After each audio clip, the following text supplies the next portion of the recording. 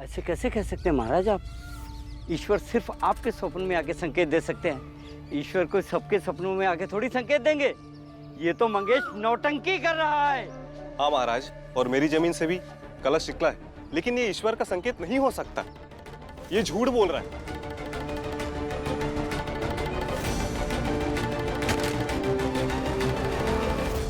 महाराज, हमारी जमीन बख्श दीजिए महाराज। ठीक है, हम दोबारा ईश्वर से संपर्क स्थापित करते हैं और उन्हें तुम्हारी समस्या बता देते हैं। देखते हैं ईश्वर क्या कहते हैं।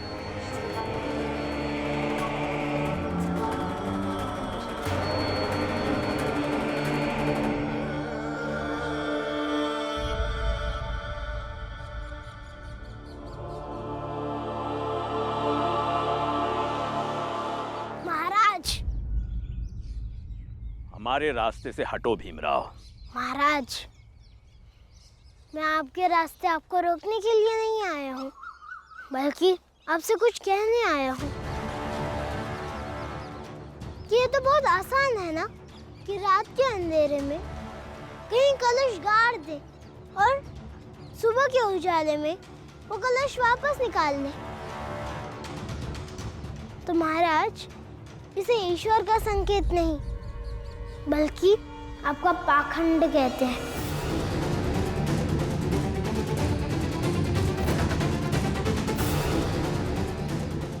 जो आज आपके वक्त चाय वाले काका ने समझ लिया, कल को पूरा सातारा समझ जाएगा। फिर आपका क्या होगा, अब वो सोचिएगा।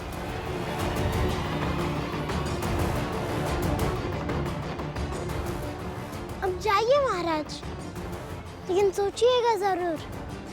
जाइए।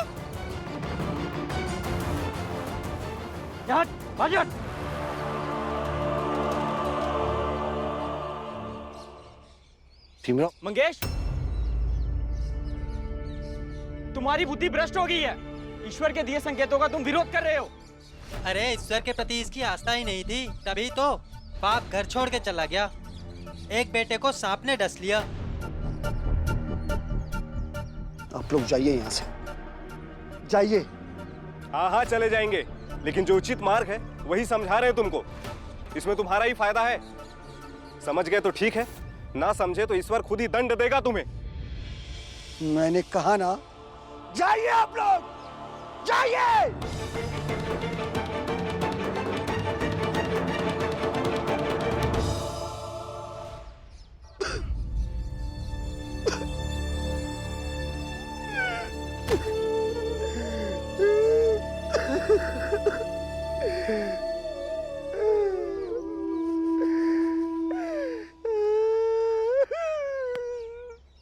आप रोइए मत काका, आप शांत हो जाइए। कोई आपकी जमीन को नहीं लेगा। मैं इसलिए नहीं रो रहा कि मेरी जमीन कोई ले लेगा, बल्कि ये सोच के रो रहा भी रहा, ये जो लोग थे ये सब हमारे जातीय लोग थे, अपने थे हमारे। इनको कभी भी कोई भी मुसीबत आई तो मैं हमेशा खड़ा रहा भीमराव, हमेशा। जब मुझे इन लोगों की मदद की जरूरत थी, कोई खड़ा नहीं हुआ भीमराव, कोई नहीं। दुखी मत होइए काका। किसी भी मान्यता को आंख मूंद कर मानने वाले लोग भीड़ होते हैं, और भीड़ की कोई अपनी सोच नहीं होती है। वो तो सिर्फ किसी और की सोच के पीछे भेड़ की तरह दौड़ती है, और अक्सर भीड़ अकेले को डराने का काम करती है, जैसे आपके साथ कर रही है। लेकिन काका, हिम्मत रखिए, मैं आपके साथ हूँ।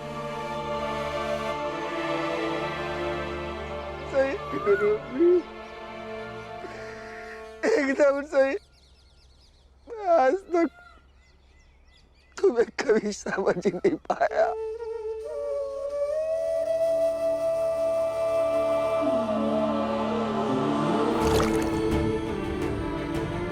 मेरे दुकान में एक पीपा मिट्टी का तेल है, क्यों ना इनका घर ही जला दे? ना रहेगा घर, ना रहेंगे ये लोग।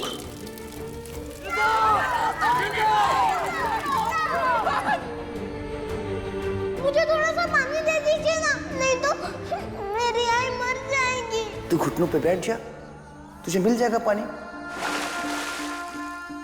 भीमराव, एक बात कहूं? जी कहिए ना काका।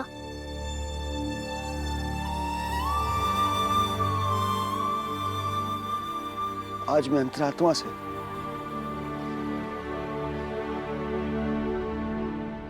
तुमको धन्यवाद कहना चाहता हूं।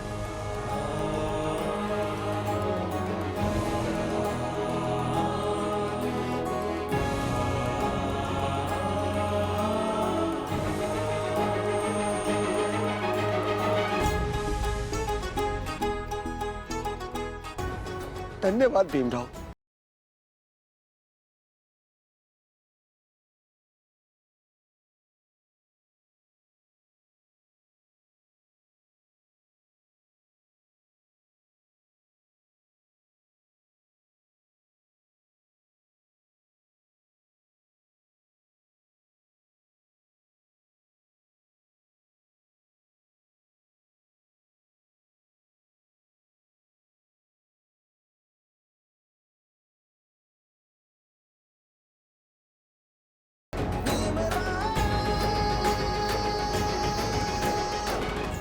राम जी, राम जी, राम जी, मैं बता नहीं सकता कि आज मैं कितना खुश हूँ। क्या हुआ पुरंजन? खुशी किस बात की है तो बता। राम जी, आज वो हो गया जो इससे पहले आज तक कभी हमारे समाज में नहीं हुआ। आज ऊंचे समाज के एक व्यक्ति ने, चाय वाले मंगेश ने हमारी जात के भीमराव को धन्यवाद कहा राम जी, और वो भी हाथ जोड़कर। मैं तुम्हें बता नहीं सकता कि मैं कितना खुश हूँ। मैं बहुत खुश हूँ राम जी, मैं बहुत खुश हूँ।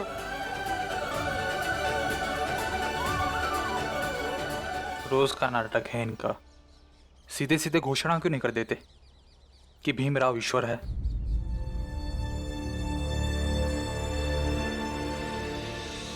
इस आदमी को हो क्या गया है?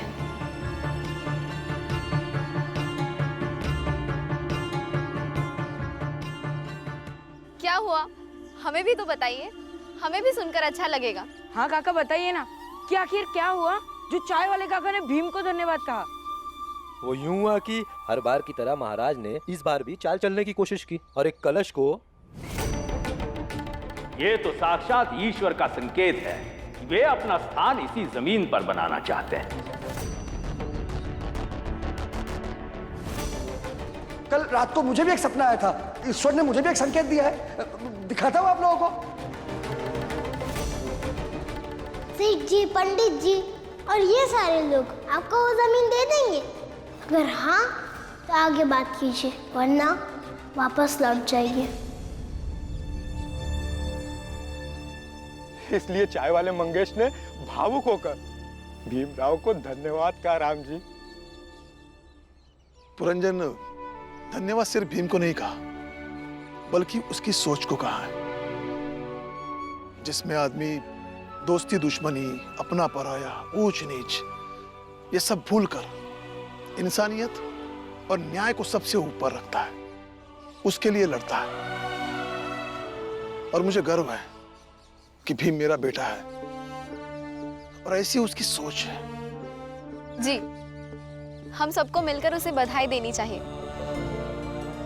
मैं आप सबकी जात की तो नहीं हूँ, लेकिन महसूस कर सकती हूँ कि आपको ये सुनकर कितनी खुशी हो रही है।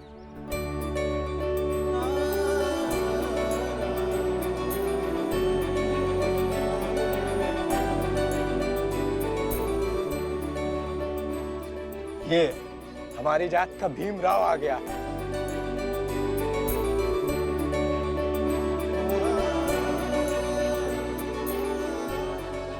बधाई हो भीम, आज का खाना तुम मेरे घर खाओगे।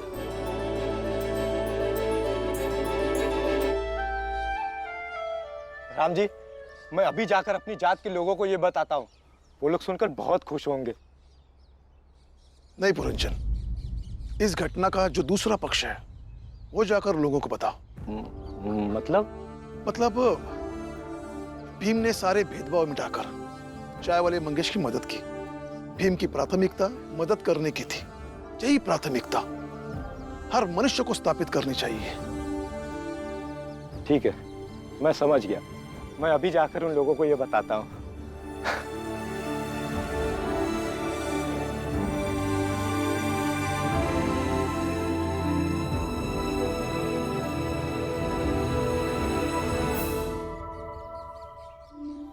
भीम बेटा, तुम्हें अब ज्यादा सतर्क रहना होगा, क्योंकि इस बार महाराज की बौखलाहट कुछ ज्यादा ही होगी।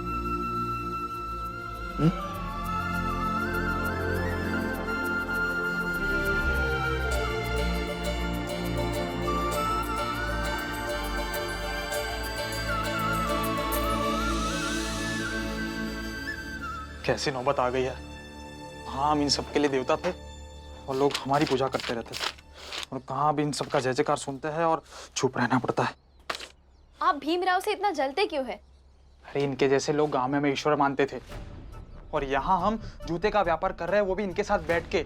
अगर आपको जात से इतनी ही दिक्कत है तो आपने प्रेम क्यों किया? हमारी जात भी तो एक नहीं है, और जब बीवी बना लिए तब तो आपकी जात नहीं गई। प्रेम किया था तुमसे, इसीलिए जात भूल गए, और सबसे प्रेम नहीं किया हमने, इसलिए जात जाए तो जाए। लेकिन जिस जात की परछाई से भी हमें ऐतराज था, उसी जात के व्यक्ति के साथ हम चाय पानी बांट रहे हैं, तो दिक्कत तो होती है।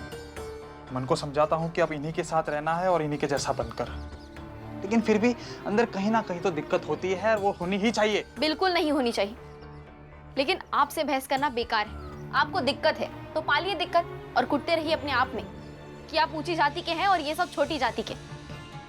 लेकिन आप ये मत भूलिएगा कि आपकी उसी ऊंची जाति ने हमें पनाह नहीं दी। हमें पनाह दी है तो उन छोटी जाति के लोगों ने। आपकी जाति के लोगों ने तो हमें बस परेशान किया, बेइज्जत किया, यहाँ तक जान से मारने की कोशिश की, और आपको उसी जाति के लिए अफसोस हो रहा है। अपने मन को बड़ा कीजिए। अपने मन को बड़ा करेंगे तो नहीं होगी दिक्कत, जैसे उन लोगों ने किया हमारे लिए। एक भी बार नहीं सोचा हमें यहाँ पर रखते वक्त, और मैं इसी बात के लिए उनकी इज्जत करती हूँ।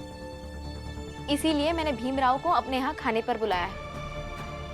मैं खाना बनाने जा रही हूँ।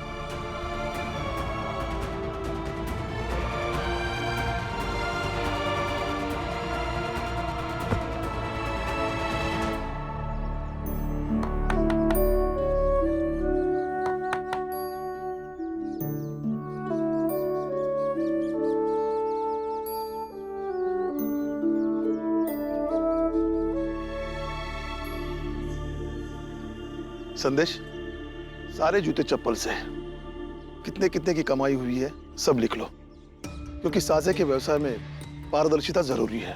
सबको पता चलना चाहिए कि कितनी कमाई हो रही है। जी काका।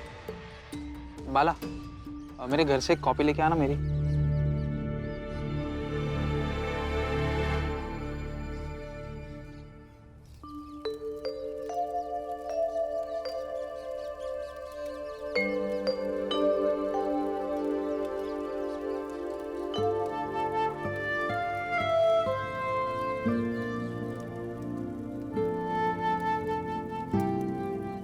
भीमराव, और कुछ खाओगे?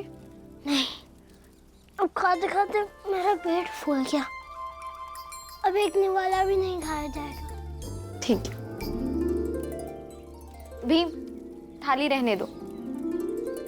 नहीं, आप मुझसे श्रेष्ठ जाति की हैं, और मैं आपसे अपनी जूठी थाली नहीं उठवा सकता। भीम, मैं अपनी जात कब की छोड़ चुकी हूँ, और चाहती हूँ कि बाकी सब लोग भी अपनी जात की इस दीवार को तोड़ दें। हाँ, मैं भी यही चाहता हूँ, लेकिन आपसे अपनी जूठी थाली उठवाना अच्छा नहीं लगता। आप हर मामले में मुझसे बड़ी हैं। ठीक है, लेकिन धोना मत, बस बाहर रख देना, मैं धो लूंगी। ठीक है।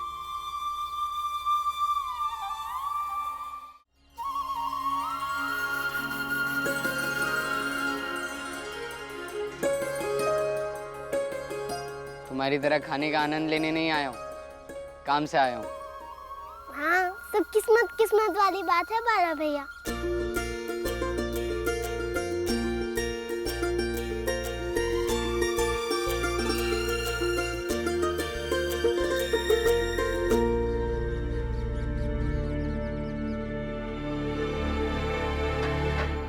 रानी जी, क्या है? संदेश जी ने कॉपी मंगवाई है हिसाब करने के लिए।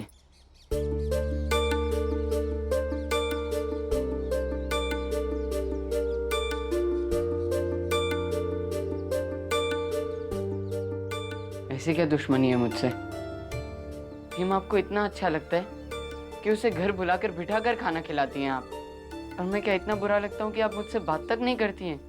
मुझे नहीं लगता कि मुझे तुमसे कुछ बात करनी चाहिए। क्यों? इतना बुरा हूँ क्या मैं? कल से दिख रहा हूँ आपके आसपास रहता हूँ तो भी आपको दिक्कत होती है। हाँ, होती है दिक्कत। अब चले जाओ यहाँ से। ठीक है, चला जाता हूँ और फिर लौटूंगा नहीं। तब तो आप खुश रहेंगी ना? तुम्हारी मर्जी, तुम्हें जहाँ जाना है जाओ।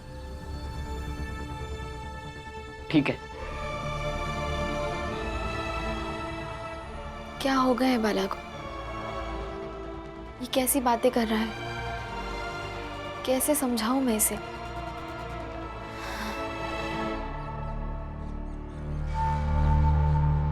फिर तो कल रात को मुझे भी एक सपना आया था। ईश्वर ने मुझे भी एक संकेत दिया है, दिखाता हूं आप लोगों को।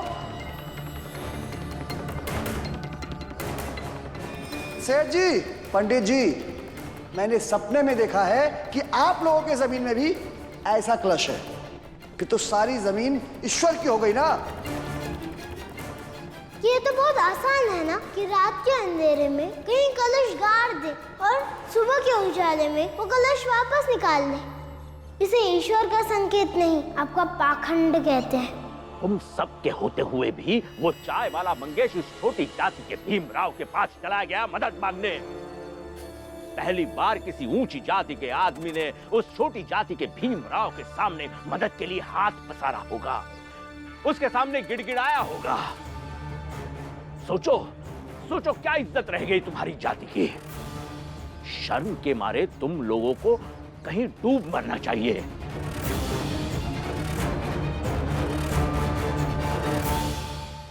कुछ करना होगा, सबक सिखाना होगा। उस चाय वाले मंगेश को बताना होगा कि धर्म की राह से भटकने की सजा अवश्य मिलती है। महाराज, मंगेश ने जो भी किया है बहुत गलत किया है। हमारी सारी ऊंची जातियों का अपमान किया है उसने, और इस अपमान की सजा उसे मिलकर रहेगी। मेरी नजर में ये पाप है, पाप। बिल्कुल सही कह रहे पंडित जी महाराज। महाराज, अगर आप कहें तो उस मंगेश को उठाकर खाई में फेंक देते हैं, उसकी जीवन लीला ही समाप्त कर देते हैं, और लोगों से कह देंगे कि ईश्वर का संकेत नहीं माना तो पागल हो गया और पागलपन में आत्महत्या कर ली। नहीं नहीं, मौत नहीं, जिंदगी देंगे, बदतर जिंदगी। उस चाय वाले मंगेश के भाई से जाकर कहो महाराज ने उसे याद किया है। जी महाराज। जी महाराज, हम अभी महेश को लेकर आते हैं। चलिए पंडित जी।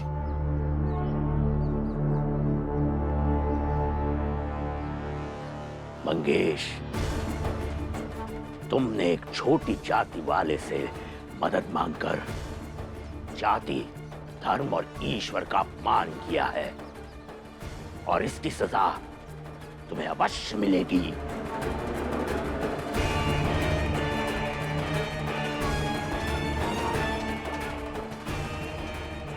और भीमराव, तुम्हें भी इसकी सजा मिलेगी।